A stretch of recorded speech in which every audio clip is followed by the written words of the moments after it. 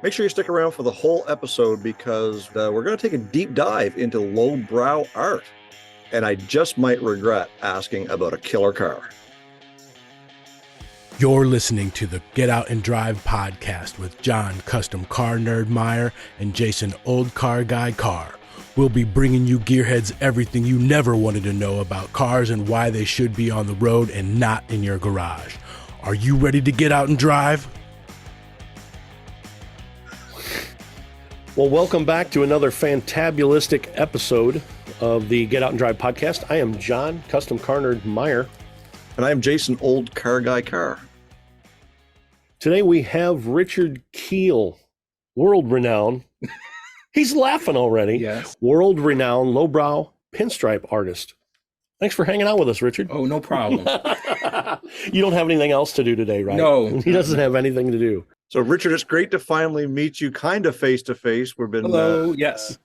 liking each other's posts on Facebook and Instagram and all that stuff, and we've been following along a little bit of what you do. I'm particularly struck by the license plates, but that's a whole nother topic.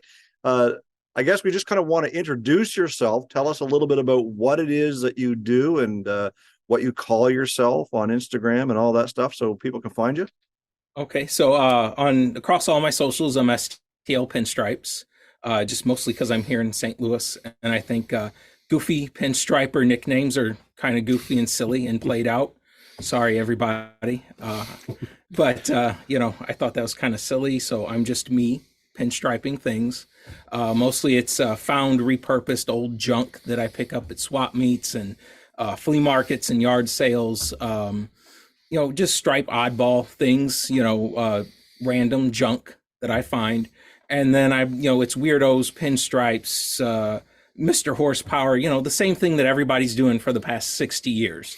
I'm doing the same thing. Mostly it's a hobby. It just started out as something to keep me busy, keep me out of trouble. We have winter here in the Midwest, so sometimes you just don't want to go outside and you get tired of watching TV or something. So to stave off cabin fever, it's keeps me busy, keeps my mind occupied, and that's kind of it. I know, Richard, that I've seen a lot of things that you've repurposed. Yes. And you've repurposed things that I have painted previously and I couldn't sell. and you put your spin on it and the thing sold like in a minute. I think I know you say it's because everybody's been doing the same thing for 60 years, but I see that you're putting your own spin on it with the detail and with all sorts of different things. Tell us a little about the detail and what's making it your own. I think that mostly my style is I grew up, reading comic books. Mm-hmm. And so that's kind of how I paint, is what I saw in comic books, learning to draw mm-hmm. and ink and paint and lay pages and panels out. Because that's what I did as a kid, through high school. I'd sit and copy comic books. I'd just take a comic book and decide to copy that page out of the comic book. That comes from, you're antisocial and don't have friends. You draw and do art. So, that's how I paint is kind of very similar to techniques that you use drawing comic books and things like that. The same kind of inking and line weight techniques. So that's where a lot of that comes from. And that's what everybody does. They find their niche, mm-hmm. do what they like, do what's comfortable for them. And if other people like it, that's great. If they don't, it hangs on my wall and I have something cool to stare at. Well, you mentioned, about jokingly, of course, antisocial and all that stuff. But one of the things that artists, you don't know me, that ain't a joke. One of the things that artists tend to do is they tend to find that niche, and they instantly attract people who like what it is that they're doing. So I know that you're hitting some trade shows and some swap meets and stuff like that. So are you doing any live painting while you're at these shows? No, I haven't worked up the nerve to do that. I don't like an audience in particular. I feel really uncomfortable just doing the time-lapse kind of videos that I put out there. I don't know why, but in my brain, if somebody stands over my shoulder and watches me, I might lose my mind, and it drives me nuts to have an audience. It really does. I like to show a finished thing because the one thing that's going to drive me nuts and make me lose my mind is that if someone goes, "What? put a line over there. Why'd you use that color? Or something? I'm like, I'll lose it. So I'm not comfortable enough to paint in front of people. It just I've had many a broken down car in a parking lot and had someone try to tell me how to fix my car, and that didn't go so well. So I know how to bite my tongue and just keep fixing my car, but I don't know if I feel up to that. So it goes without saying, Richard's not going to be the airbrush artist at Six Flags. He's not going to be in the little cubicle doing airbrush art for Tina with a sunset. So, yes. Yes. I'd probably say no. No, thank you. No, thank you. Have you been branching out? And I know everything you've been doing is very much personal. Everything you do comes from your head. Have you been doing any commission pieces? I know that kind of goes to where people say, put this color here, put this color there, but do you do that? I've done a few pieces. I have a lot of people that ask. That's the thing. A lot of people will ask, and then as soon as you tell them it costs dollars, they don't care so much anymore. So I'm very particular about doing commission pieces. I make sure that I sit down with somebody and go, look, what do you want? I'm not going to spend 12 hours painting this thing. And then you go, I don't know. It's not exactly what I thought it'd be. So look, we need to have several conversations about what exactly you want. And then I'll paint this. And then when it's done, maybe I can fix a few things, but commission things drive me nuts, because you can spend 12 hours on something and then someone goes, I don't know, I just don't like it. Okay, what about it don't we like? What are we changing? What needs to be different? And it stops making it fun and makes it nerve-wracking, and it puts a lump in my belly to think about, oh God, is this person going to want this? And it just that makes me nervous, and that makes me scared, and that makes it not fun. It makes it not a hobby. And if it's not fun, if it's not something I can relax and do and just go, hey, I can mess around with it, and at the end I hold it out and I go, hey, that's cool, I like that. That's great. That relieves stress. That helps. That's fun. And commission artwork, to some degree, really is on a little bit, I shouldn't say a little bit, probably a grander scale than doing a full body restoration for somebody. You still got to have those conversations to find out the details they want and don't want. You got to know their style. You got to know, how far they're willing to go, what they're willing to pay in some cases. So I guess what I want to know is, you talked about copying comic books at a young age, but was there any one or two particular people that inspired you to kind of maybe branch off the comics and move into maybe the pinstriping and or the graphics of that sort? I always liked, I know everybody says it's Rat Fink and Ed Roth. I always leaned more towards, I liked the work of Bill Campbell, doing the Revell model kits and all of that stuff. There was kind of a kitschiness about that really originally drew me in to that, to everything. And, Rat Fink and Von Dutch and Flying Eyes and all that stuff. I can't say that I was expressly exposed to one guy in particular. You just sort of absorb a lot of things. You're a kid and you go to a car show and there's a guy with a flying eye on his car and you're like, hey, that's cool. And then you notice that 50 other people have the same thing on their car. And you go, well, what is this? Why is there flying eyes on everyone's car? You see Rat Fink and you go, well, what is Rat Fink? And then you learn about that. But, just that kind of googly-eyed monster cartoon style is what really drew me in, and what made, I like those things. I like the Mopar art of the late 60s, early 70s, all of those kind of mod disco, purples and greens and orange, advertisements that they ran in the late 60s, early 70s for Dusters and Roadrunners and all that. That stuff is cool to me. It's kitschy, it's different, and it's not the same old. So I lean towards those kind of things too. And that's, it's just where I kind of land in the spectrum of things I like. I know you've done a lot of work on repurposed things, and we've seen a lot of license plates and bowling pins and all sorts of things. Where do you get all this stuff? Flea markets and swap meets and yard sales, and you go around and you hunt through the pile of garbage, and you find things and you go, that's neat, and it just kind of go, I could do something with that, and that's where you land with things. Sometimes you buy something and it sits in a corner for 6 months because you're like, I thought that was really neat when I bought it, and now it's just kind of stupid. So you wait for inspiration to strike you and go, oh, that's cool. So you'll kind of get something and have, when you see it, you have a vision of what's going on, or you just say, I think this piece has potential? I think this has potential. Okay. This is neat. This is different. Old wood saws, there's, everybody paints on old wood saws. They're neat. You hang them on the wall. They're different. It's not a rectangle in a frame with a landscape painted on it. So it's not something you'll find at Branson with a waterfall and a water wheel. No. But it's those kind of things are neat. If it's interesting. It hangs on the wall and you walk by and you look at it and you go, that's cool. And I think that's how it is for a lot of people. You look at something and go, hey, that's neat.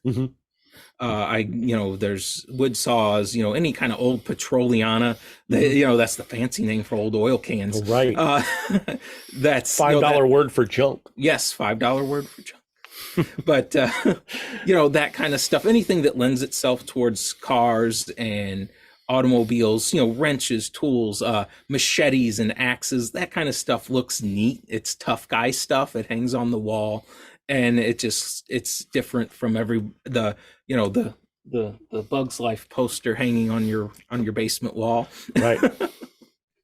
So as I grab my cool drink here from my Racing Junk koozie, it reminds me that I think there's some things that people can get at Racing Junk that you do. Why don't you fill us in on that? Yeah, at racingjunk.com, they have the free classifieds. So I have a few items there. They're exclusive to the Racing Junk classifieds. So if they go there and they search for them, I'm not exactly sure how the search function works there. It's new to me. But you can find a few of my pieces there on the Racing Junk classifieds. There is a link from my website. And if you guys are looking for anything automobilia related, car parts, racing parts, make sure you guys check out racingjunk.com. They're longtime sponsors of the Get Out and Drive podcast. Now, I know you mentioned earlier your socials and things. Make sure that everyone gets that again so they know where to find you and your website and everything. Yeah, STLPinstripes across all of my socials. So if you search that, you'll find me on Facebook, Insta, YouTube, LinkedIn, and then STLPinstripes.com is the website. Pretty simple, straightforward, easy to find. Very cool. Well, we'll have to make sure you have some sort of scrolly pinstripe Get Out and Drive logo artwork or something that we can get done. Just like on the side of a dump truck? Yes, right on the side of a dump truck. Just a dump truck, trash truck, vintage stagecoach. Oh, yeah. Yes.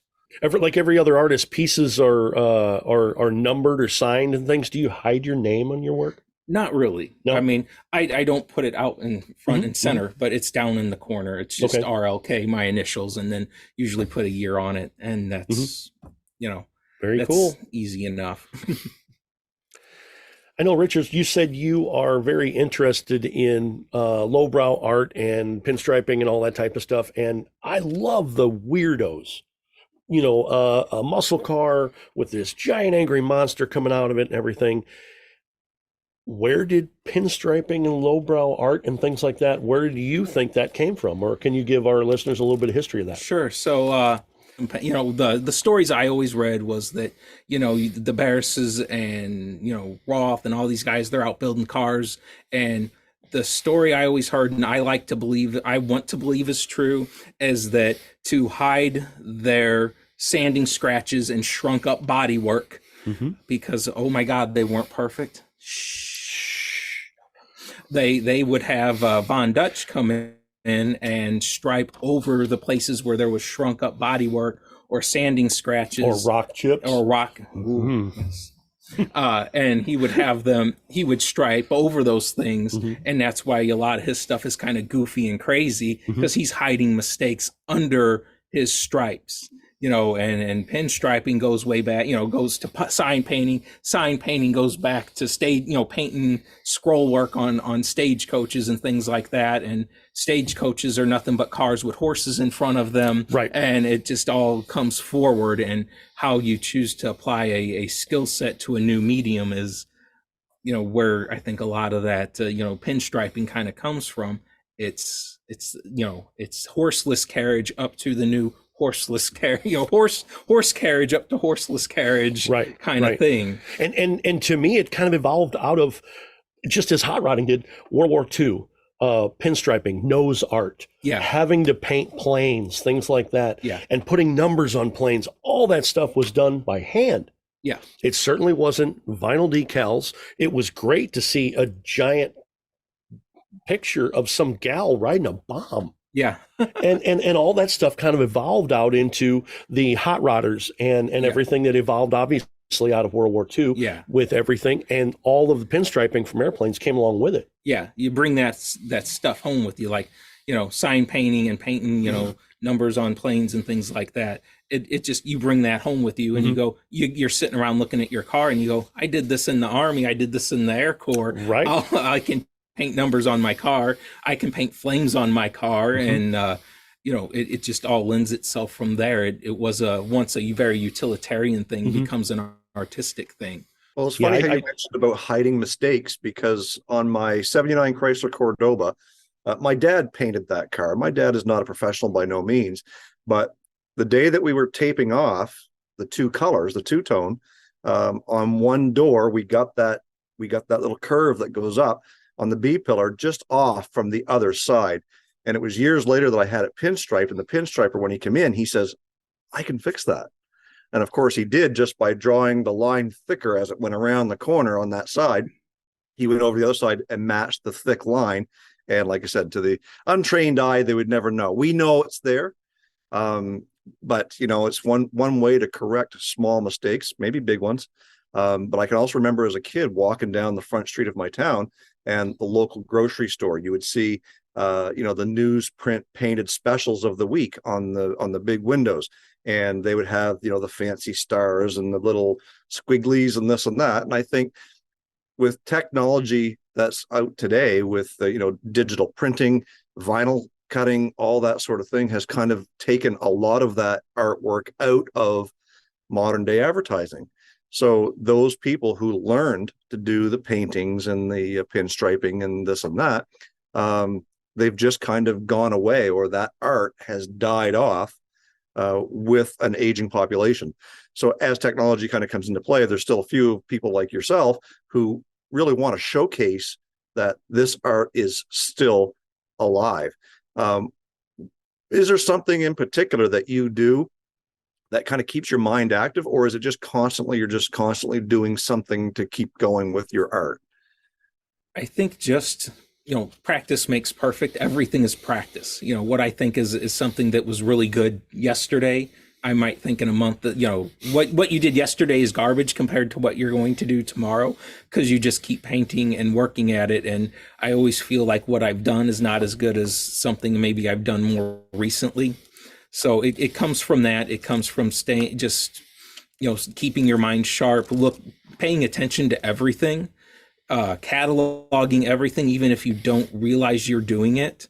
You look at cars, you look at posters, other people's work, and you pull ideas from anywhere and everywhere, and what works, what doesn't work for me personally, what I think is cool, combining different things. There are so many guys that, you combine things like anime and comic books, and then you pull that into hot rod art, and you have an anime hot rod art kind of thing going on. And there's all of that stuff out there. There's so many more sources now to pull from to make things, to have inspiration for, I guess is lack of a better word, but to catalog and keep those ideas in the back of your mind. And you keep them back there, and you don't even know they're there until you go and you make something and you go, oh, that's what I do with that idea. Do you see that your work kind of is a culmination of your love of anime? Because I see the detail that's in some of your work that I don't see in other people's work. Well, and see, like my work, like a lot of people go, oh, there's a lot of detail there. For me, that is how, I look at it, and there, are guys like Todd McFarlane and Rob Liefeld, who were really popular in the late 90s, early 2000s, that were drawing comic books.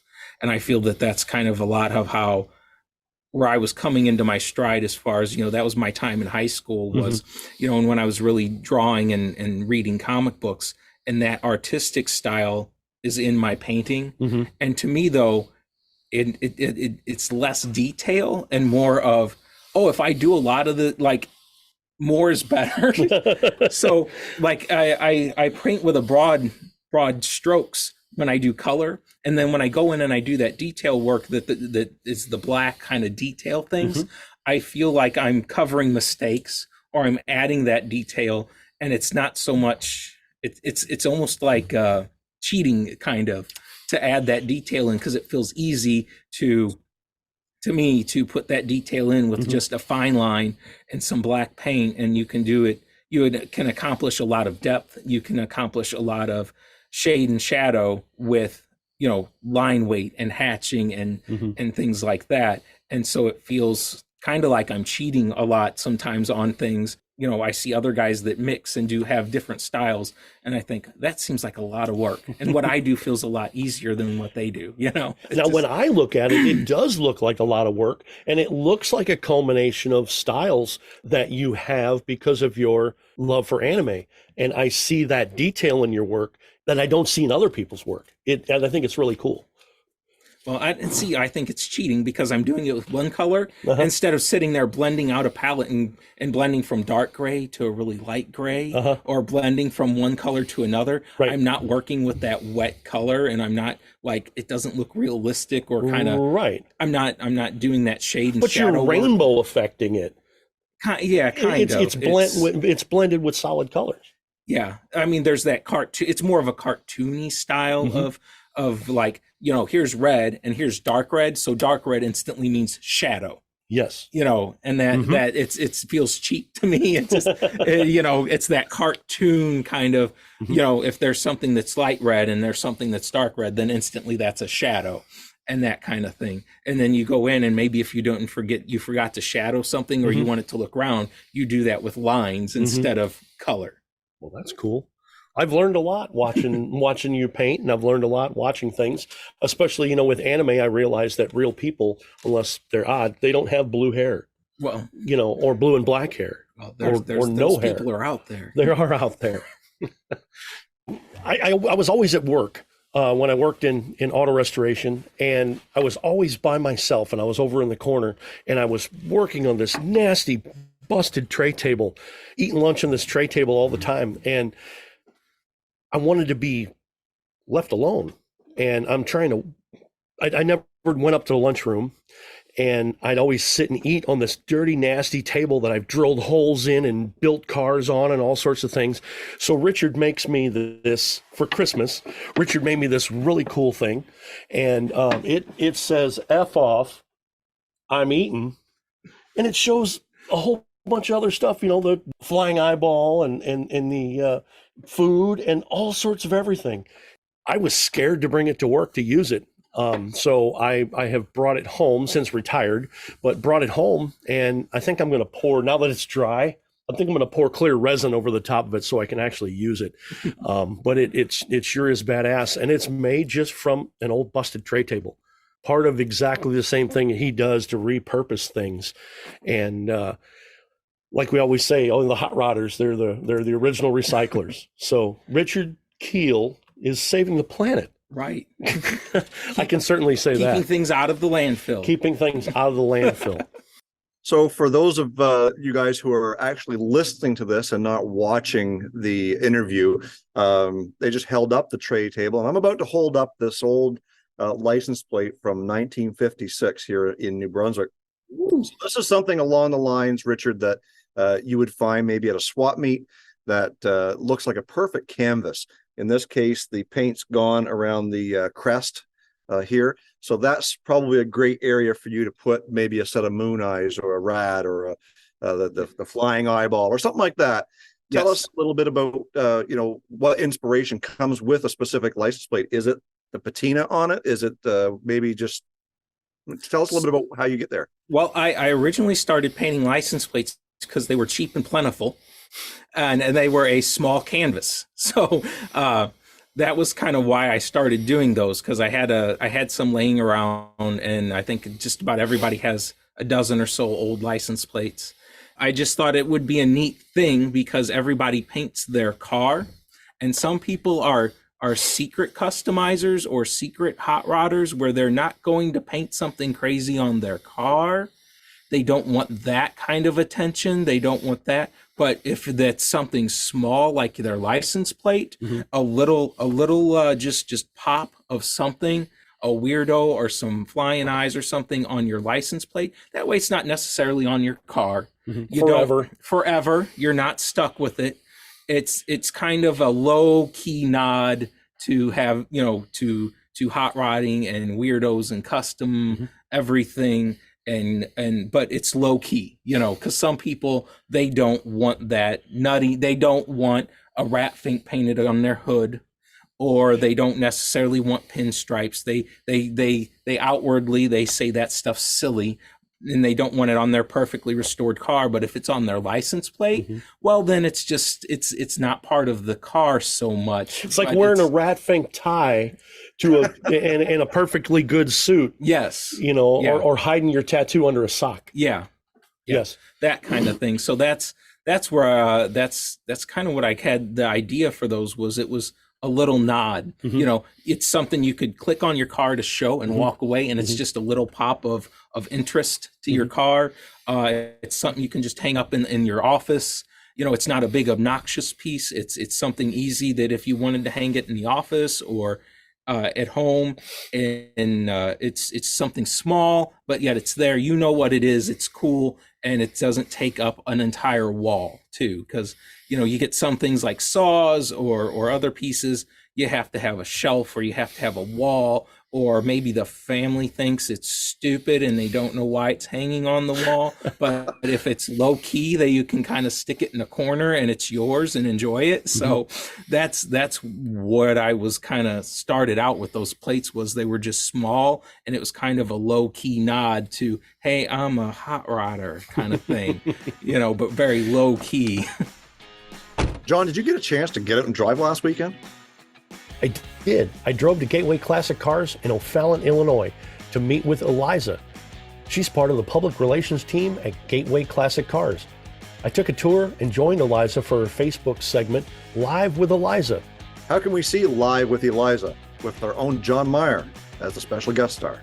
We'll be sure to put a link on our site, getoutandrive.com, and across our social media feeds when it's available. So, Richard, speaking of license plates and cars, I'm always interested to find out what type of cars our guests drive. So, from what I understand, you've got a pretty special car. Tell us a little bit about it. I have a 64 Olds 98 coupe. And really, it's just kind of a nice little survivor car. It is not restored. It's a beater. I knock around in it, go to the grocery store, go to the swap meet, run down the street in it. It's a neat little car. Now, the story behind it, and I choose to believe this is true. At least this is what the fella who I bought it from told me, and it does have the battle scar to prove it. In the hood of the car, in the left front side of the hood, is a large gash in the hood, and it's about 6 inches long. So the guy who I bought it from tells me, he goes, the previous owner, he had stuck an axe, got mad at the car and sunk an axe into the hood of the car. And I'm like, okay. And he goes, well, and I said, that's okay, whatever. And so then he tells me the real story. So apparently this guy owned the car. He knocked around in it. He drove it, and he murdered his family with an axe. Got mad at the car. He went in, he axe murdered his family. Then he sunk the axe in the hood of his car, and then he waited for the cops to show up. And apparently he had mental problems and things like that. The trunk of the car was filled with his notebooks of things that the voices in his head were telling him to do. and that there were gremlins and monsters and demons in his head telling him to axe murder his family and do other things. And so he also could possibly believed in some of the writings. The guy told me that he, believed that it was the car that was telling him to do things, stuff like that. So I choose to believe that's true because that's a really neat story, and it does have the battle scar to prove it. The guy who I bought it from said he bought the car from a police auction online, and that was in the auction, the online auction that was in there, that this was, seized. It was part of this investigation, and it's supposedly true. I think he was from, was it Arizona or New Mexico? I think or the car had something. New Mexico license plates on it when you got New it. Mexico plates on it when I got it, and the guy I bought it from never took those plates off of there. So it's got a little bit of a ghost story to it. So it's fun. I like that. Wow. I choose to believe it's true. I'm almost sorry I asked. Yeah. but I'm not, because when you can find a neat story to a car, whether it's neat, gory, whatever you want to call it, every car to some degree has to have a story, modern, old, or not. And that's part of what keeps the passion of car collecting, of car enthusiasm, keeps that stuff going. So I'm glad that you have that story. I'm certainly sorry for the circumstances around that, but nevertheless, it sounds like it's a pretty good car. And if I'm not mistaken, those are pretty big cars as well. Oh yeah, it's every bit of 20 feet long. Yeah. It barely fits in a parking space. It is a land barge. It's huge by large, and but it's fun to knock around in. It's also one of those cars, it's a 64. So it's modern enough, to me at least, that it's like driving a regular car. It's not like getting in a Model T or a Model A and you got to adjust the spark knock and the spark and everything. It's got power windows. It has power brakes. It doesn't have AC, but it did originally have AC, heat. All of those bells and whistles, to me, that just make it kind of a regular car. There's nothing, it doesn't feel as antique to me as it might to others. Just something easy to get in and drive. It's still got the original 396 in it with a hydromatic transmission, 3-speed hydromatic transmission. It runs and drives great. It's one of those cars you can get in and drive all day long, and it just pulls and it goes. And it's not a race car. It's just a highway cruiser. And for the ghost story that goes along with it, I knock on wood, it's one of the more reliable older cars I've owned. It really is. So maybe it needed to be rescued like a puppy, and it needed a good home. Yeah, and speaking of ghost stories, the car that you own is white. Am I not mistaken? Yes. Yeah, so there you Yes. go. Everything ties, everything comes around, full circle, right? Well, Richard, thanks a ton for hanging out with us today, teaching us a little bit about your art. And we'll make sure everybody can visit Richard and his artwork at STLPinstripes.com and STLPinstripes anywhere on social media. Yep. And it'll be pretty cool. You're going to be out at specific events, and we'll let people know about that throughout the year. Yeah. And I think that'll be great. And I don't believe, like you said, I don't think you're going to be doing artwork in person, but you'll certainly have a lot of your things for sale. Yes. If I get a chance, flea markets, swap meets, art shows, things like that, that'll pop up on the socials, and you'll be able to see where I'm going to be and stalk me in real life and hunt me down and find me. So, well, very cool. Well, thanks for spending some time with us. We learned a lot. It's that time again. Time for Trade Schooled. Through our What Drives Youth initiative and our partnership with the RPM Foundation, we strive to put an emphasis on the value of attending an automotive trade school and passing down information to the next generation of gearheads. This week on Trade Schooled, John learned something new about the first Shelby Mustangs. John, tell us what you learned. Well, I learned, and I thought I knew everything about first generation Shelby Mustangs. I did not know that Shelby put traction bars on the rear axle of these Mustangs. He did not put them on the underneath. He put them over the top of the rear axle. Well, you know what's in the way? The floor. All they did was cut a hole in the floor and run the traction bars underneath the rear seat and put a little flap of rubber over the top of the slit. Exhaust fumes, road noise, dirt and debris went right through there. And they ended up updating that and actually eliminating this on the next generation of Shelby models. Well, that's something I never knew that. I figured traction bars were always something you ran below the springs. Yeah, they said they used that because there was a high probability of axle wrap and axle hop, and it sure did work good, but it's hard to have big giant holes in the floor and have a production model car. Well, and in later years, those Mustangs would get their own factory holes in the floor. Well, that's from Mother Nature. If you're thinking about going into the automotive trade, the Get Out and Drive podcast wants to encourage you to check out the RPM Foundation's website and click on the Opportunities tab. You'll find internships, job postings, volunteer opportunities, and summer and gap year programs. Now is the time to start looking for opportunities for the summer. Don't wait. And don't let the word internship scare you away from a learning opportunity. Some internships are paid, some are not. But what you gain in hands-on experience and the knowledge you take away is priceless. And that's Trade Schooled for this episode. Like I always say, the best way to gain knowledge and information is to learn with your mouth shut. Cruise on over to our website, getoutanddrive.com, for all the info you never wanted to know about our podcast. Hit us up on our listener hotline, be the first to know what's happening, get industry news, and grab your Get Out and Drive merch. Connect with us on social media. Find us on Facebook, Instagram, and TikTok. Follow us on Twitter at Get Out and Drive Pod. What drives you? I'm still waiting for my 500 YouTube followers plaque Right. from YouTube. Yeah, keep waiting. Is the show over yet? Yes.